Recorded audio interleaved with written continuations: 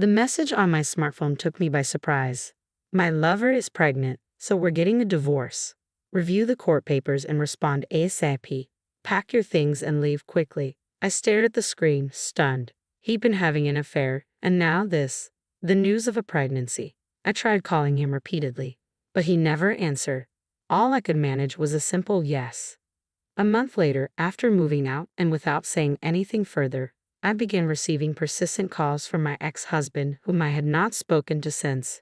Despite having nothing left to discuss, I felt compelled to respond. When I finally did, he erupted into rage, screaming at me. Meanwhile, my life with my husband Mark and my mother-in-law had been surprisingly smooth. I had always thought mother-in-law issues were a fictional trope, but I came to appreciate just how wonderful mine was. I heard my coworkers complain about their in-laws and realized how fortunate I was. I made an effort to treat her with more respect and care. When my mother-in-law fell ill and was hospitalized, I started working from home to care for her. Initially, Mark was supposed to be the primary caregiver, but it fell to me. She would smile apologetically in the hospital, saying, "Thank you for everything. I'm sorry for being a burden. I wish she could be happy instead." I truly loved her. We'd shared close moments over tea, movies, and shopping. She often joked about my husband, saying he lacked compassion, though it was clear she said it with a hint of loneliness. "He just lies around when he comes home from work," she'd say. "I'll give him a lecture when I get out." Unfortunately, she never had the chance and passed away. After the funeral, I found myself alone at home, reminiscing about her. Her portrait showed her smiling peacefully, but her absence left a void in my heart. My husband hadn't returned home since the funeral, and he hadn't even visited his mother in her final days. There was nothing left to discuss with him, but I felt a deep sadness for my mother-in-law who had left this world without seeing her son one last time. Determined to confront Mark, I tried to locate him. He barely responded to emails and hung up when I called. It wasn't just about reminiscing. There were many unresolved issues between us that needed to be addressed. My voice echoed in the empty house as I waited for him to return. My phone vibrated with a new email notification. It was from Mark. I opened the email, half expecting the same message. "My mistress is pregnant, so I want a divorce. Review the court papers and respond ASAP. Pack your things and leave quickly." I read the message in disbelief. Was this the same woman he was having an affair with? "I can't believe it. She's pregnant." The message on my smartphone left me stunned. I repeatedly tried to reach Nick, but no matter how many times I called, he didn't answer. When the call connected, I only got a recorded message. After 20 years of marriage, was it really ending like this with just one email? As I listened to the dial tone, tears began to overflow. I couldn't hold back my sobs any longer and gave up on the call, throwing my smartphone aside in despair. This was happening too soon after my mother-in-law's death. I hadn't even had the chance to mourn her properly. I tried contacting Nick repeatedly after that, but he never responded. Not to my calls, not to my emails. It seemed our relationship was truly over. We never had any significant conversations about what was happening. I had simply replied yes to his email and left the house. A month has passed since the divorce was finalized. I've rented a room in a single-story house and am experiencing living alone for the first time in 20 years. I'm still working remotely, a necessity I took up to care for my mother-in-law, but now I find it suits me well. The convenience of working from anywhere with just a computer has been surprisingly fitting, and living alone again feels surprisingly comfortable. It's easy to take care of just myself. Caring for my mother-in-law wasn't a burden due to my affection for her, but waiting for Nick's uncertain return had been more stressful than I realized. I once believed Nick wouldn't have an affair.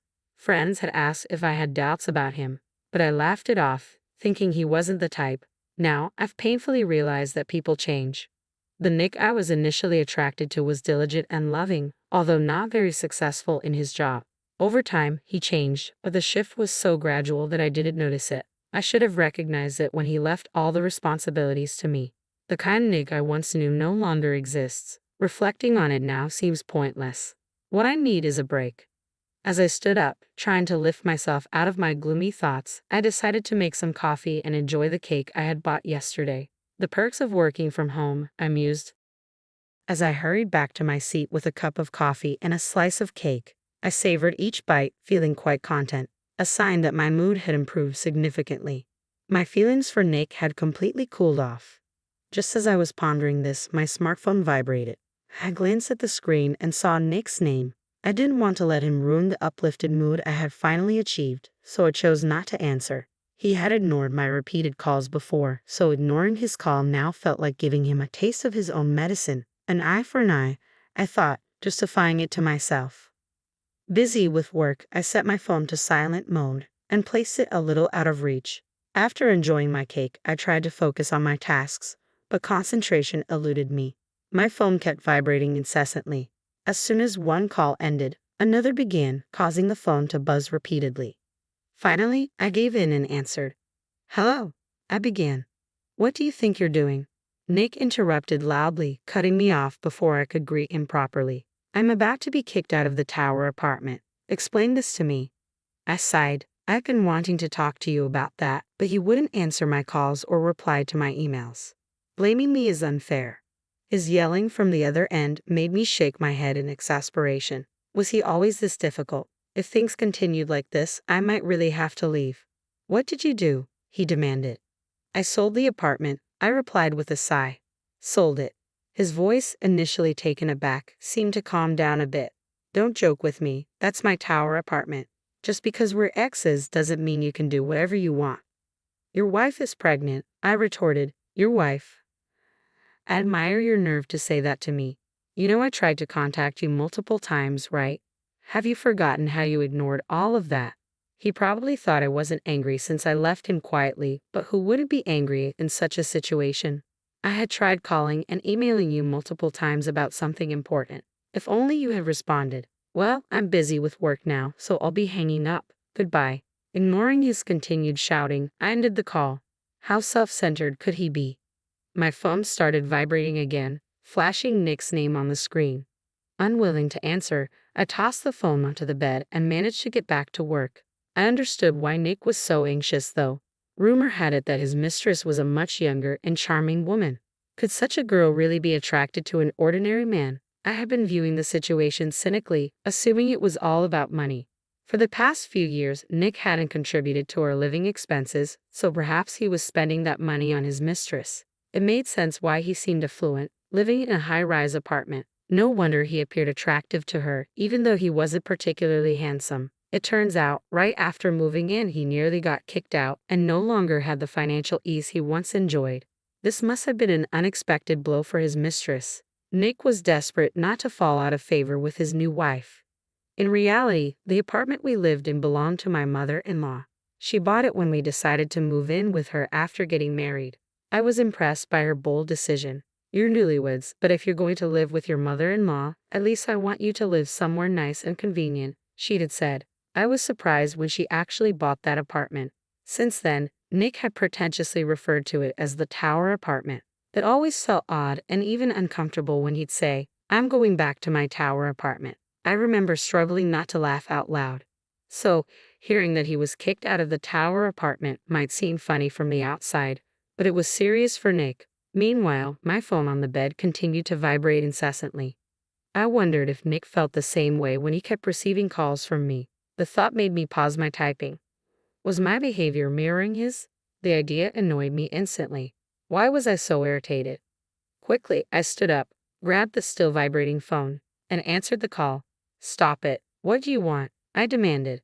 "You sold my tower mansion," he accused. "Your tower mansion?" I retorted coldly. "That place belonged to your mother. Was it ever really yours? Now that she's gone, it's only natural for her daughter-in-law, who cared for her daily, to take over. I'm appalled that you didn't even bother to visit her in her final days and now claim to be the rightful heir. If you think she left her property to someone like you, that's a joke. That apartment was given to me by your mother. She preferred to leave it to someone who actually cared for her rather than a son who never bothered to visit." "That's not acceptable," Nick protested. "It is accepted. I don't need your permission. It was your mother's property, and she had every right to decide what to do with it. She clearly stated in her will that it should go to me." Talking to Nick was giving me a headache. Was this selfish man really the person I once loved? Why was I attracted to him in the first place? His irresponsible behavior over the past few years had deeply saddened his mother. He refused to contribute financially to the household, broke promises, and complained about my housework. She believed our relationship wouldn't last long because of how he acted. When I heard this from my mother-in-law, I assumed Nick and I would always be together. I reassured her, "Don't worry. Everything will be fine." I never imagined we'd break up so soon after that. She told me, "After you split up, you can either keep the place or sell it. Do whatever you think is best." It was even written in her will. "Stop lying. You must have made that up yourself," Nick shouted. I was frustrated with Nick's constant yelling and lack of consideration. I had tried to communicate properly, but he ignored my messages and simply sent an email asking for a divorce. So I decided to leave and sell the place. "You could have just emailed me about it," I said, tapping my itching temples. I sighed deeply. Did I really need to politely explain to a man who offloaded his parents' care to others and had an affair, via an email he might not even read, that he should reflect on his own actions? His attitude was unbearable. "You should really take a moment to reflect on your behavior," I said, trying to stay calm. "Maybe now you understand how your actions led to this. And one more thing." Before I could finish, Nick hung up, as usual, cutting me off. There was still important information I hadn't shared, but his selfishness always took over. Even though I said it was important, it wasn't really crucial to me, and I knew I shouldn't get too involved in his affairs. After all, Nick was a stranger to me now. The phone went silent, and I was finally able to focus on my work. About 6 months later, as I stood at my mother-in-law's grave, I reflected on selling the apartment. "I'm sorry for selling something you left me, but I'm truly grateful for what you did," I said softly. As I was leaving, I found myself wondering about my ex-husband and his new partner. They must have moved out after the sale of the apartment, but it wasn't my concern anymore. Feeling a bit lonely, I began my journey back home. On the way, I unexpectedly ran into a familiar face. As I suspected, he noticed me and approached, his steps heavy with anger. Behind him, a woman carried a baby. "You made us move into a rundown flat. You got money from selling the luxury apartment. Give me some of it," he demanded. "So, you're still married despite everything?" I responded with a hint of sarcasm. "It's not my fault you're living in a shabby flat. Given your income, it's only fitting you live somewhere like that." The high-rise apartment was an exception.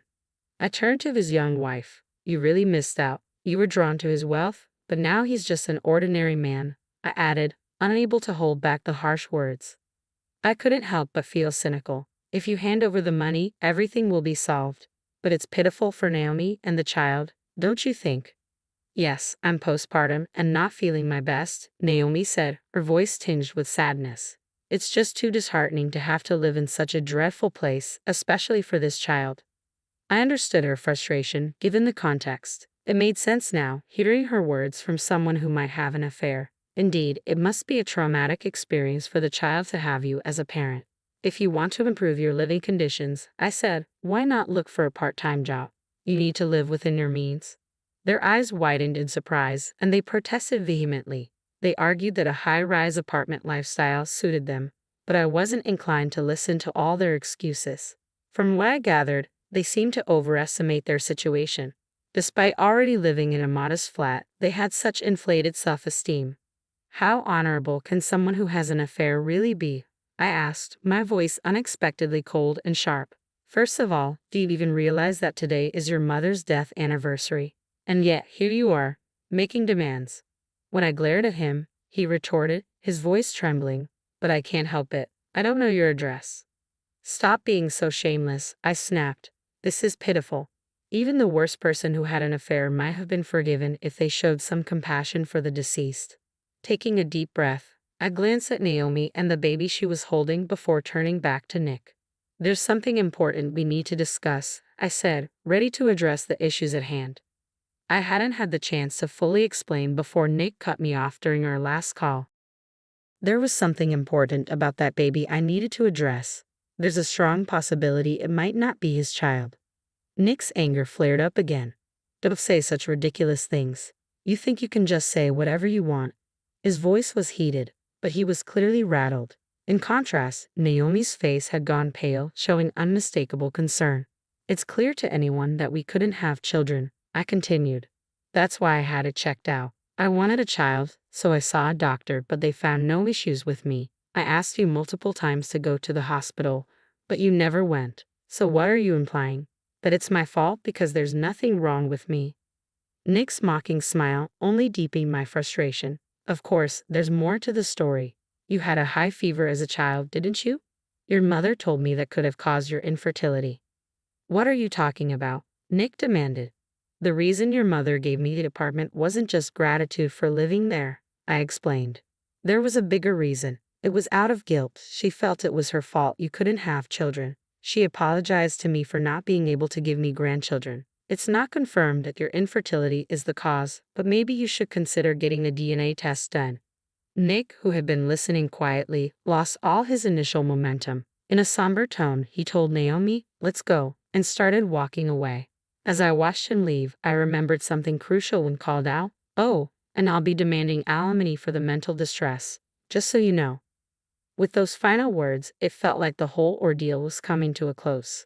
Several months later, my busy schedule made me answer a call without checking the screen. "It's me. Are you doing well?" Nick's voice came through. Confused, I realized it was Nick calling. "What do you want?" "I'm busy." "Listen, that baby isn't mine." I had doubts about it myself. I realized this because of our conversation. I've divorced Naomi, so how about we start over? His attempt at a reconciliation seemed utterly unrealistic. I chuckled lightly. Reconciling after an affair?